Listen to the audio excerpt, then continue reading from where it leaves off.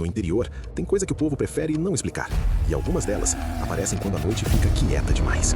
Eu sou Jonas Milhaface, narrador dos Relatos de Arrepiar. Se inscreva no canal e deixe o like. Agora, apague as luzes, coloque os fones de ouvido e venha ouvir os Sussurros do Sertão. Primeiro relato. Esse relato quem mandou foi um inscrito chamado Cláudio, de uma região rural perto de Pium, no Tocantins. Ele diz que nunca contou essa história em público porque até hoje o povo da família dele evita falar sobre aquilo. Segundo ele, isso aconteceu quando ele tinha uns 12 anos de idade. Naquele tempo, ele morava com os pais e os avós numa fazenda grande, cheia de pasto, mato e veredas. Era lugar afastado da cidade, daqueles que depois que escurece só fica o barulho do vento no capim e dos bichos da noite. Era tempo de quaresma, e quem é criado no interior sabe que nesse período o povo mais velho sempre fala. Na quaresma o mundo fica mais aberto para as coisas ruins. Mas criança nem liga muito para essas conversas. Cláudio disse que numa dessas noites ele estava dormindo num quarto junto com o irmão mais novo. A casa era simples, de madeira e telha velha, e quando ventava dava para ouvir tudo rangendo. Devia ser umas 2 da madrugada quando ele acordou com um barulho estranho. Primeiro ele pensou que fosse cachorro brigando no terreiro. Depois veio outro som, um arranhado forte na madeira da parede.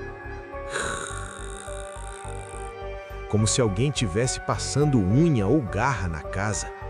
Ele ficou quieto, escutando. O barulho continuava do lado de fora. De repente veio outro som. Um cheiro ruim entrando pela janela. Cheiro de coisa podre, misturado com um fedor de bicho molhado. Foi aí que ele ouviu os cachorros da fazenda. Todos começaram a latir ao mesmo tempo, mas não era latido de briga, era latido de medo. Ele levantou devagar e foi até a janela. A lua iluminava o terreiro. Os cachorros estavam todos encolhidos perto do galinheiro, rosnando para alguma coisa que estava perto do curral. Cláudio apertou os olhos tentando enxergar, e então ele viu uma coisa grande andando de 4. Mas o jeito de andar era estranho. Parecia um cachorro muito grande, só que com as pernas compridas demais. A criatura parou perto do curral. Levantou a cabeça e ficou de pé. Foi nesse momento que Cláudio sentiu o corpo todo gelar, porque aquilo tinha corpo de gente, coberto de pelo preto. As costas curvadas, os braços longos e a cabeça de bicho. O lobisomem estava ali, andando no terreiro da fazenda. Ele começou a farejar o chão. Depois andou até o galinheiro. As galinhas começaram a se debater desesperadas. A criatura meteu a mão pelas frestas da madeira e puxou uma delas para fora. Cláudio disse que nunca esqueceu o som, o estalo dos ossos e o barulho da criatura comendo ali mesmo, no escuro. Ele estava paralisado na janela, sem conseguir nem gritar. Foi quando algo ainda mais estranho aconteceu. O lobisomem levantou a cabeça e olhou direto para casa, direto para a janela, direto para ele. Mesmo no escuro dava para ver os olhos amarelos brilhando. A criatura começou a caminhar em direção à casa, passo por passo, arrastando as garras no chão. Cláudio caiu para trás de susto, correu para a cama e puxou o cobertor por cima da cabeça. Logo depois ele ouviu o barulho. Arranhões na parede. As garras passando pela madeira, depois na porta e então na janela. A respiração pesada da criatura vinha do lado de fora. Por alguns segundos que pareceram horas, aquilo ficou ali, farejando, como se estivesse procurando alguma coisa ou alguém. De repente os cachorros começaram a latir de novo e o bicho saiu correndo pelo terreiro. Os passos pesados foram se afastando até desaparecer no mato. Cláudio passou o resto da noite sem dormir. No dia seguinte, o avô dele foi olhar o terreiro. O galinheiro estava destruído. Havia penas espalhadas por todo lado. E no barro molhado perto do curral tinham marcas. Pegadas grandes, mas não eram de bicho. Pareciam pegadas humanas, só que deformadas, com marcas de garras. O avô ficou sério, muito sério, e disse uma coisa que Cláudio nunca esqueceu. Isso não é bicho da mata, não. Isso é coisa de gente amaldiçoada. Depois daquela noite, durante toda a quaresma, o lobisomem voltou mais 2 vezes na fazenda, sempre de madrugada, sempre deixando aquele cheiro de podre no ar e sempre arranhando a parede da casa exatamente na janela do quarto onde Cláudio dormia. Até hoje, já adulto, ele diz que ainda lembra do olhar daquela criatura, porque naquele momento ele teve certeza de uma coisa: o lobisomem não estava procurando galinha, ele estava procurando ele. Chegamos a um ponto crucial, e se você continua aqui é porque a escuridão também te atrai. Antes de prosseguirmos, junte-se ao nosso círculo, inscreva-se para não se perder nas sombras, deixe seu like como um sinal de coragem e compartilhe para que mais almas curiosas encontrem este caminho. Podemos continuar? Escreva nos comentários de onde você está ouvindo e vamos para o próximo relato. Segundo relato. Esse relato chegou aqui no canal por um inscrito chamado Leandro, de uma cidade pequena do interior de Goiás. Ele disse que o que aconteceu com ele foi quando tinha uns 16 anos, uma época em que ele e os amigos viviam inventando coragem para mexer com coisa que o povo mais velho sempre dizia para não mexer. E quem é do interior sabe como é. Sempre tem uma casa abandonada que ninguém gosta de passar perto. Na cidade dele tinha uma assim. Era uma casa velha, de madeira escura, telhado torto e janelas quebradas, que ficava no fim de uma estrada de terra cercada por mato alto. Diziam que ali morou uma mulher que tinha enlouquecido depois da morte do marido e que depois de um tempo ela simplesmente desapareceu. O povo dizia que a casa ficou mal assombrada, mas claro, adolescente não acredita muito nessas coisas. Leandro contou que numa noite de sábado, ele e mais 2 amigos estavam voltando de uma festa quando um deles teve a ideia. Bora entrar na casa velha? Era quase meia-noite. A lua iluminava a estrada e a casa aparecia lá na frente, parada no meio do mato, com as janelas escuras parecendo olhos vazios. Os 3 foram rindo, fingindo coragem, mas quando chegaram perto o clima já começou a mudar. O mato ao redor da casa era silencioso demais, nem grilo cantava. A porta da frente estava meio aberta, rangendo devagar com o vento. "Entra aí então, valente", disse um dos amigos. Leandro foi o primeiro. Empurrou a porta devagar. Rec! O barulho ecoou dentro da casa. O lugar cheirava a mufo, madeira velha e coisa esquecida. A lanterna do celular iluminava pedaços de móveis quebrados, paredes manchadas e um corredor escuro que levava para os quartos. Eles começaram a explorar. No primeiro cômodo só tinha restos de cadeira e uma mesa caída. No segundo havia um guarda-roupa antigo com a porta aberta. Parecia que alguém tinha saído dali com pressa muitos anos antes. Foi quando um dos amigos falou baixo: "Vocês ouviram isso?" Todos pararam. No fundo da casa veio um som, um arrastar lento. Toque, arrasta, toque, como se alguém estivesse andando. Mas o passo era estranho, arrastado, pesado. Leandro tentou rir, deve ser gato. Mesmo assim, o coração dele já estava batendo mais rápido. Eles caminharam pelo corredor até chegar perto de um último quarto. A porta estava fechada e o barulho vinha de dentro. Toque, arrasta, toque. Leandro empurrou a porta. O quarto estava vazio. Só tinha uma cama velha encostada na parede e uma janela quebrada por onde entrava a luz da lua. Mas tinha algo estranho ali. No chão havia marcas de passos na poeira. Passos que iam da janela até o meio do quarto e paravam ali, como se alguém tivesse parado naquele ponto. Leandro aproximou a lanterna. Foi quando ouviram o som outra vez, mas dessa vez atrás deles, no corredor. Toque, arrasta, toque. Os 3 se viraram ao mesmo tempo e viram. No final do corredor havia uma figura, uma mulher muito magra, com um vestido comprido e velho que parecia grudado no corpo. O cabelo longo escondia o rosto e ela estava parada, imóvel. Por alguns segundos ninguém se mexeu, até que a cabeça da mulher começou a levantar devagar, devagar demais. O rosto apareceu. Era pálido, seco, com olhos escuros fundos demais e a boca torta num sorriso estranho. Então ela deu um passo. Toque! Arrasta, como se uma das pernas tivesse quebrada. Foi nesse momento que o medo venceu. Os três saíram correndo, passaram pelo corredor, pela sala e pela porta da frente, quase se atropelando. Só pararam quando chegaram na estrada, respirando pesado. Quando olharam para trás, a casa estava quieta de novo, escura, como se nada tivesse acontecido. Leandro disse que tentou esquecer aquilo, mas alguns dias depois ele voltou lá durante o dia com o pai dele. Queria provar que aquilo era coisa da cabeça deles. Entraram na casa, o quarto do fundo estava igual. A poeira no chão ainda tinha marcas, mas havia algo a mais. No meio das pegadas antigas, havia 3 marcas novas, 3 passos novos, que saíam exatamente do lugar onde a mulher estava parada e iam até a porta da casa, como se alguma coisa tivesse seguido eles para fora naquela noite. Leandro disse que nunca mais passou perto daquela estrada depois do pôr do sol, porque até hoje o povo da cidade diz que às vezes, nas noites mais quietas, dá para ouvir passos arrastados dentro da casa. Terceiro relato. Esse relato chegou aqui no canal por um inscrito chamado André, do interior do Mato Grosso. Ele disse que pensou muito antes de mandar essa história porque envolve o próprio pai dele. E até hoje, segundo ele, tem coisa naquela mata que ninguém da família gosta nem de comentar.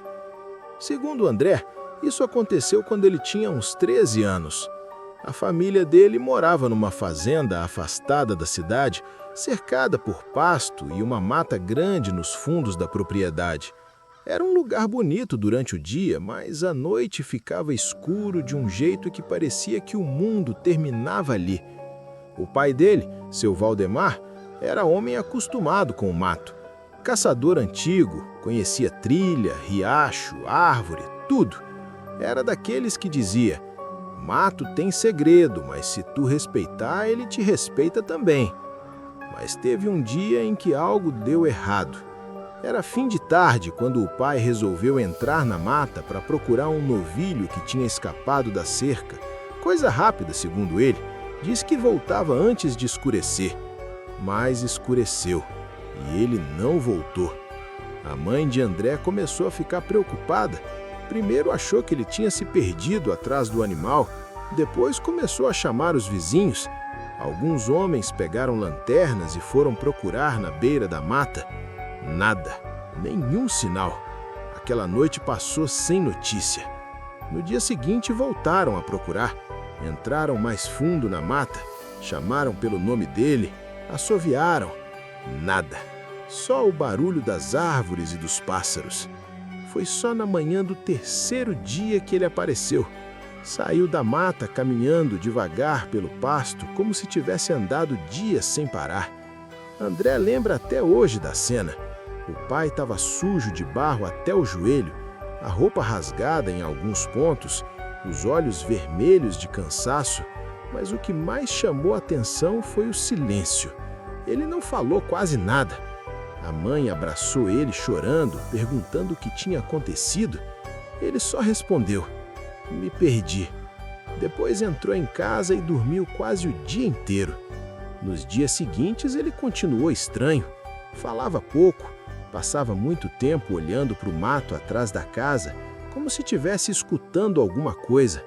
Mas o que realmente assustou André aconteceu uma semana depois.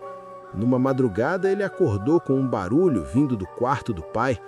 Parecia conversa, 2 vozes.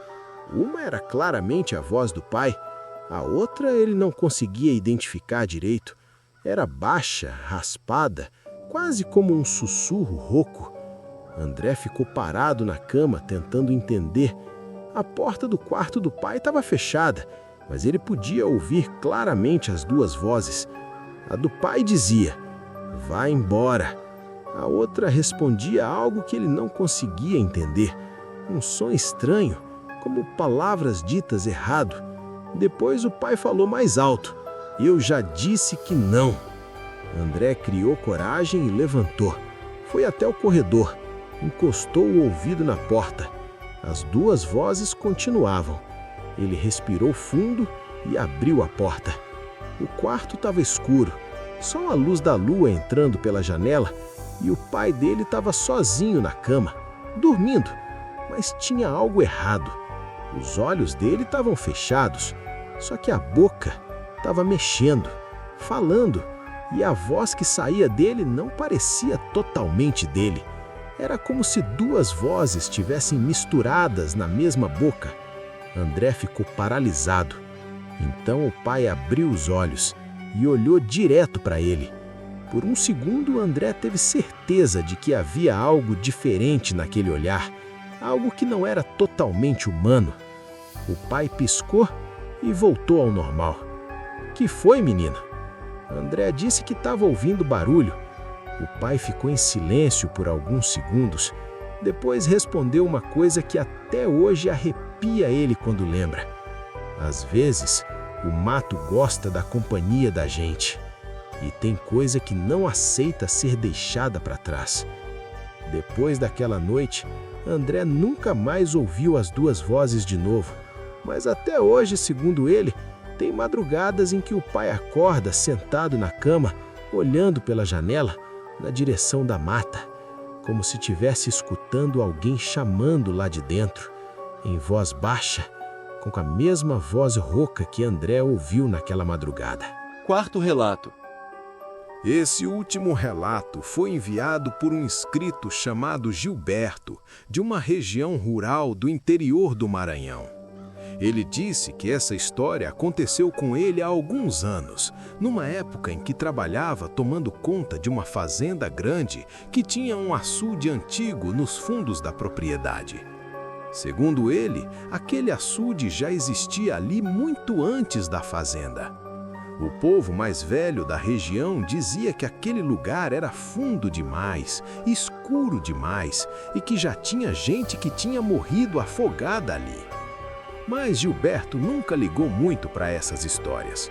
Ele era homem acostumado com mato, com noite e com solidão.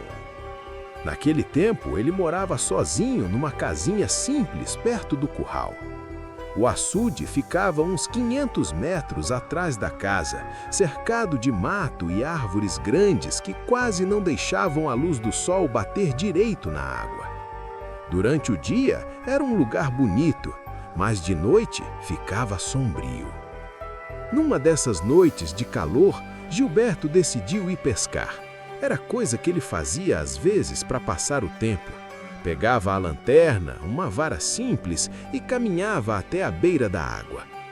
A lua estava alta, refletindo no açude parado que parecia um espelho escuro.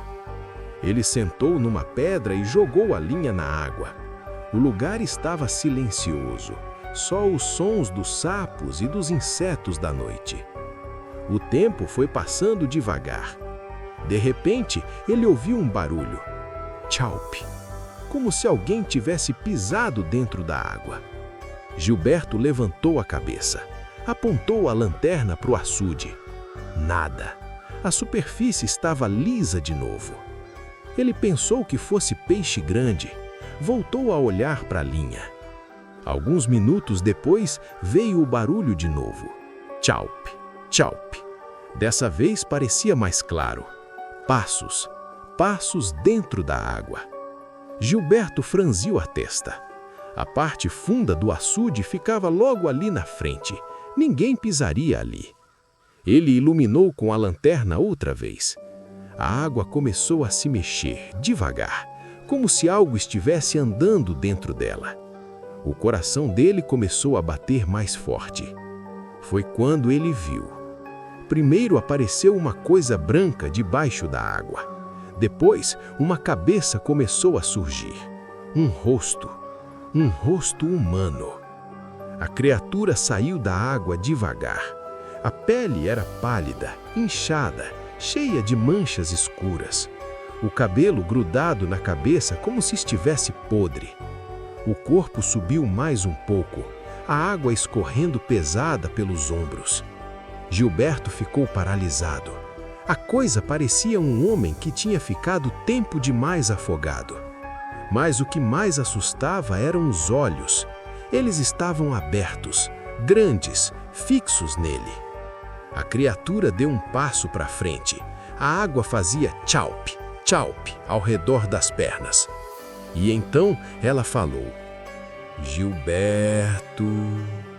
A voz era baixa, arrastada, mas Gilberto reconheceu na hora. Era a voz de seu Antônio, um pescador da região que tinha morrido afogado naquele mesmo açude anos antes. Só que tinha uma coisa errada. A boca da criatura não estava se mexendo. Mesmo assim, a voz continuou: Vem cá, a água tá boa. Gilberto sentiu o corpo gelar. A criatura começou a caminhar na direção da margem. Cada passo levantava a lama escura do fundo do açude. Ele deu um passo para trás. A coisa continuou vindo. A voz repetiu: Vem, só um pouco mais perto. Foi quando Gilberto viu algo pior. A pele da criatura parecia rasgar em alguns pontos, como se algo estivesse se mexendo por baixo, como se o corpo fosse só uma casca. O medo finalmente venceu. Gilberto largou a vara de pesca e saiu correndo pela trilha em direção à casa. Enquanto corria, ele ainda conseguia ouvir a água atrás dele. Tchaup, tchaup, tchaup. Passos pesados saindo do açude. Mas ele não teve coragem de olhar para trás. Só parou quando chegou na casa e trancou a porta. Passou a noite inteira acordado, escutando. Em algum momento da madrugada, ele ouviu um barulho vindo do lado de fora. Passos molhados no terreiro. Depois, silêncio. No dia seguinte, de manhã, ele criou coragem de ir até o açude. A vara de pesca ainda estava caída na beira da água. Mas havia algo mais. No barro úmido da margem havia marcas, pegadas, grandes, fundas, que saíam da água, iam até a metade da trilha que levava para casa e depois simplesmente desapareciam, como se aquilo tivesse voltado para o açude. Gilberto disse que nunca mais pescou naquele lugar e até hoje ele jura uma coisa. Naquela noite, o que saiu da água não era seu Antônio, mas alguma coisa lá de dentro do açude sabia perfeitamente imitar a voz dele. Aqui no canal, todo domingo você mergulha em novos relatos sobrenaturais, lendas assustadoras e mistérios do interior do Brasil. Se você tem um relato sobrenatural, envie pra gente. Sua história pode ser contada aqui, nos Sussurros do Sertão. Inscreva-se, curta e ative o sininho. E lembre-se, no sertão, até o vento pode carregar uma voz. E se esse vídeo te prendeu até aqui, deixa o like. Isso mostra pra gente que você quer mais histórias sombrias e ajuda o canal a continuar crescendo. Nos vemos no próximo relato. Ou será que você já está sendo observado?